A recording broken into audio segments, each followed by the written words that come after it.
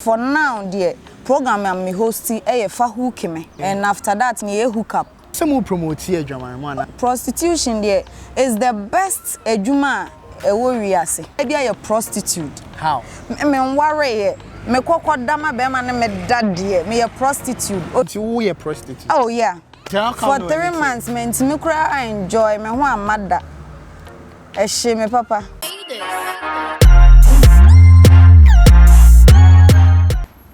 I Kumasi de I never see a real near pay Oma. I mean entertainment industry and as a media work never Kumasi no. Omo bomb home or then pushy media working no. Into me do musko and I'm real corners and I'm copy. Fresh girl, you know what I'm or a fresh bar. Me nya besame ne twemp na. Ma me fa news we ndi kan tuja. Abrochire for na moya no ma fere. Girl we na mo interview no fa nya. Sabi. Nyame we ntwa ye na mfio ye obi. Why? Nti we maka chere ne se nka o me twemp na nanka. O de onye onhu me mobo on. Nanka o de ye ngo ba akokra but chinchin o se da. Nti o hwe interview na opema asema na wakabia mam. Media ne am strong Poleeno ade. Se na your first time wo ha, subscribe and click the bell notifications and anytime you drop any video biano, you get it straight. Go Instagram, Poleeno_com, Poleeno_com. I think you are building Instagram page. You're a little over 31K. They're part of the family. Na shape Ghana entertainment industry. Yaa Nicky. Deneko. Now Nicky Minaj and I say American Nicki Minaj. Oh, okay. Yaa Nicky into na ya soso. Yeah, so. Aye. In the time ben now started from Yaa Nicky. Oh, Yaa Nicky ne from SHS time. Okay. Yeah, na me mate no mo se me say Nicki Minaj. And no mo de to me Nicky. Okay. Enti no. Na me de ya na so. Ti wote na ye odesa na. Oh, se me se na me se no. Oh, se no e fresh scratch. Just on no na se baby afeva no. Say as no wakwakoye no ho adwuma so obeseme what you say you say aha so obeseme I said the Texas I so obezo sekidin what you say enti ono wakoye no ho adwuma so obeseme enti wo hwa me de natural okay yeah ampa ho ofe so ampa ya won so ho ofe o sa ofe de bi be man no ho ofe be man no ho ofe de mempe o sa ejire sandals sim enti umpe me se na bu nya je like fresh boys me no like. Yaa Nicky and I and never train and come up Poleeno Multimedia. I think you ever starting come on. Yaa Nicky now you can Yaa Nicky wedding. Yaa Nicky ababa we bia me din ankasa sikafo ne frame me boss bi toffee. And a young guys na me hu omo bon so frame me Yaa Nicky born to virgin. Me ababa we bia me ye ejuma we ABN. Okay. Me nene mu ejuma nkakra. Baba wa so no kokro wa afi na me so me bo me ho modin say me dru baby obi ani so ade hu no wo. Okay.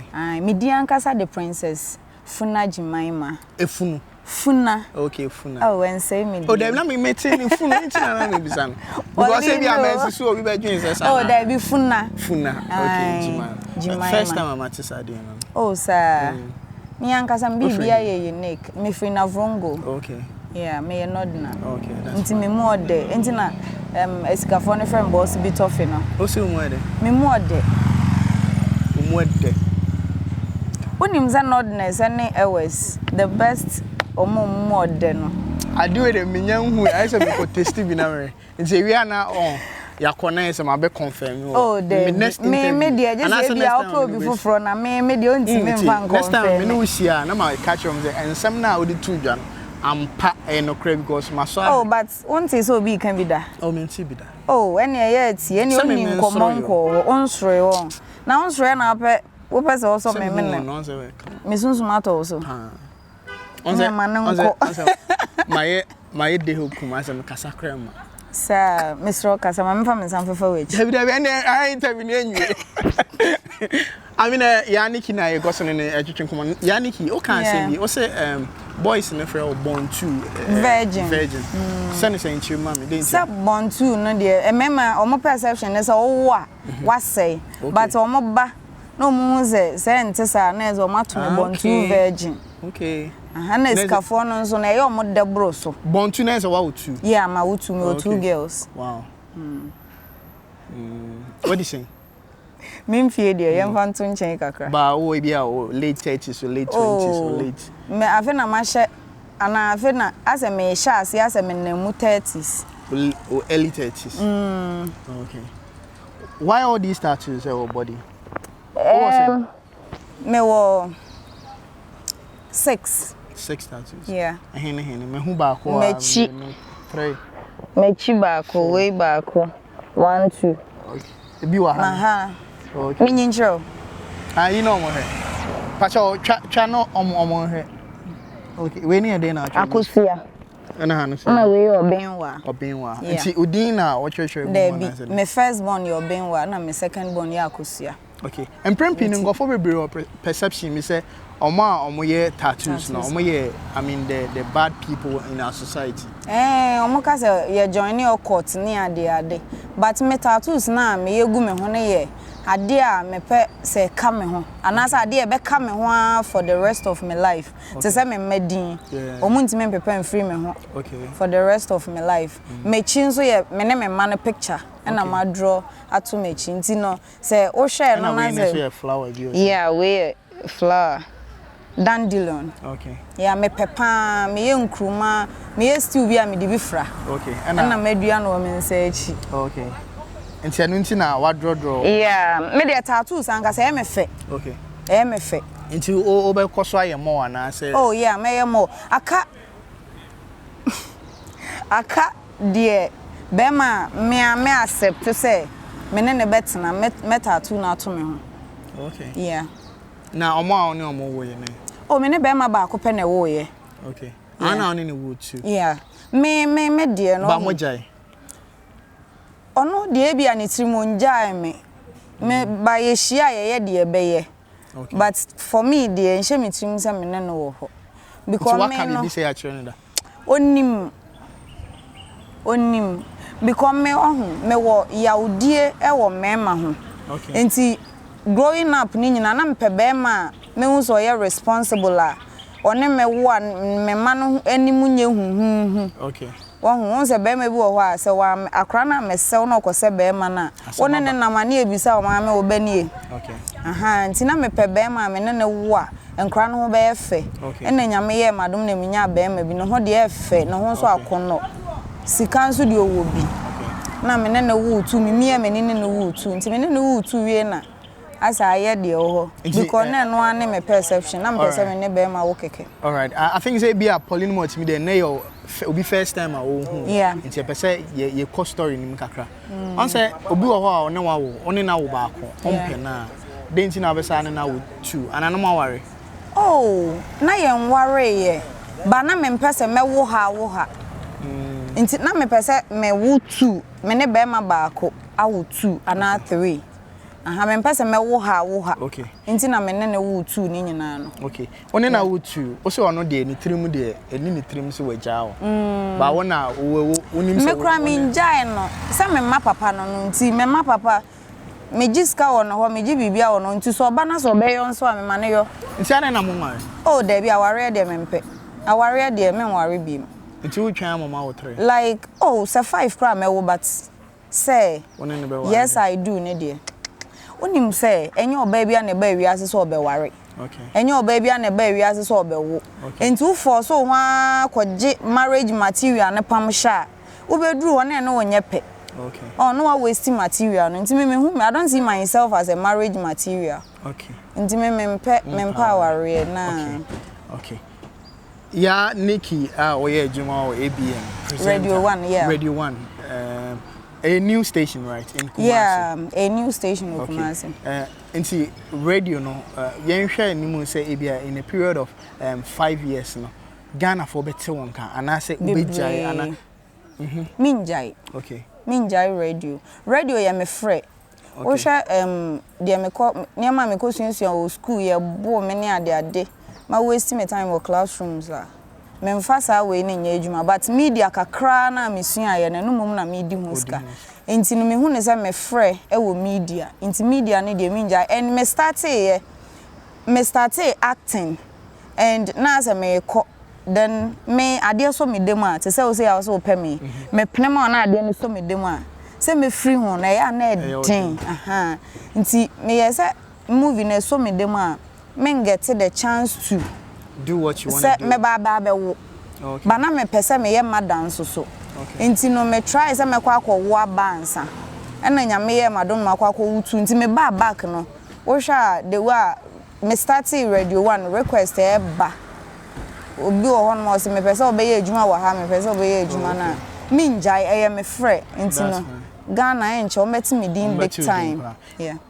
Media no you're doing as a presenter no we entertainment we sports we general issues me ye be but for now dear program am me hosting e fa hook me mpaso nkomo okay and after that me ye hook up yeah nti ebia obi etie program na say opese hooking up with a girl yeah with a girl la me the number be to ja girls na be frɛ and I say lady who pe be ma wo do number ni to jo mo be frɛ ba pese ye ne we nso so a ya ye be hu class a wo ne o de be ma coded coded and some who promote here German man oh na say German there prostitution there is the best ejuma e wo wiase why is that saying eno unhia certificate de unhia ne say obey sexy na watopan ye ejuma asa into a prostitute me nye prostitute but oba bia ye prostitute how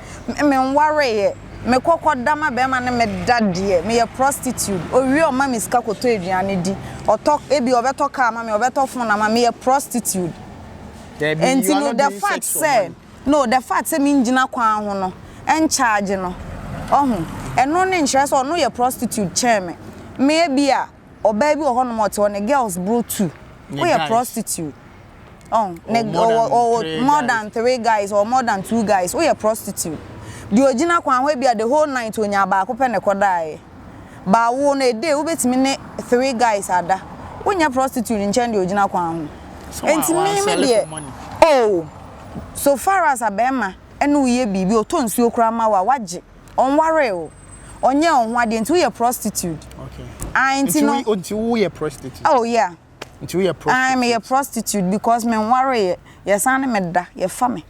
E me ma dodo say no mo da. Say day and say me soro ye nyina. O de emfa no say in a month. In a month. Different oh first ne dia nka e doors ba sisi ade unze me ye mada.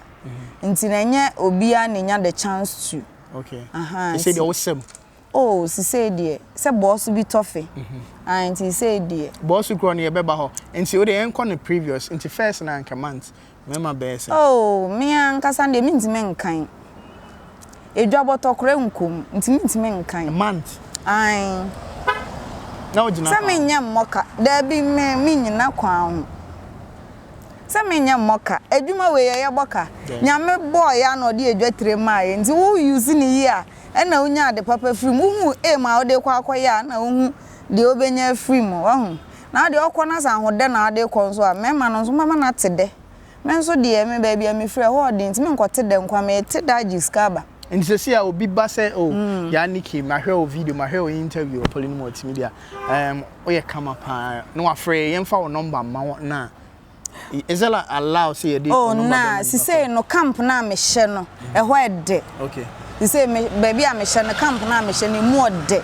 Nti say dey nya allowed. Okay. Aye. Nti say ono pe na waje wa boss. On sha dan je memo so ba me na me hu say camp ho e de. Nti yeah. Na say wuska, e keska wo. Oh mi niska sa. Wajiska. Mi nyanje me malam ne say kakra. Yes, just on niska. Because makobe ni abade. Makobeni abade but time no so Ghana for nyina be unze magiska what's person name for me da se meni na ye me yantia ade minya accident ka crazy oh when 2020 last year obi de ne car bo me car neto okay and me ti hate steer now mo seat belt na me bo seat belt wow na very serious until me call off blind yeah blind no for 3 months onze nya me do me Nti na unhu color. There be o na me hu hwe ne yeso me nsa. Nti how For 3 months me ntimi kura I enjoy me ho amada. Ehye me papa. When you na friend ne nyo ya say ho amada. Me ho amada no. Ehye me bani friend ya. So how did you survive? Oh, I was one and no abaye. No, na me was hospital. Na me was hospital there. And you be just said drone na boa na say. Oh, Nyankopon so eboa because obi akoda situation ni mu a one survive. Doctors catch you say possible say we hu ade. Oh, but mo ka say after 1 year. Okay. I for interview no I am a dama ade asa. Nti na we say light e besi so na e twetwe nkomo. The oya me dey. You we na say wa me anko me room ho a me ba be ka wa ha say. Ba ni pada o. Me no so. Ti we ye me ye nye. I say nnuafo. I say nnuafo. O hwe the way my skin sit na o skin say ye royal ho ne dam pa so a abom. Enye fe. Be trouble. Enye fe. Nka dark any light na ye kama. Me no de emfa. Onim ni pada da. Senka isa no Zion Felix. Oh. Anka Zion wananka. Aha, Zion Felix di anka be fa. Okay. Bibia be fine. All right. Me nsura me ni di ma me ne papa da. Hey za. Owe. Esu ebo. Zion ntena esu ebo. Watena esu ebo ada bisa no. Bisa no. Ntena esu ebo. Bisa no. All right, then see how no dey ever to us so. We just by the way. Yeah. Now me say, you find say will be a bigger platform. Yeah. What you say? Yeah. What showcase you among kofu ho. On say there is some kind of loyalty be also the man say. Yeah. E be at least on no ma sports finance and e be a bigger platform e be ho. Yeah. What you say? Yeah. Nti say e ba ne sana na we free o say me free wa. I mean, on the what disappointing about. Oh, there be say abrabo no.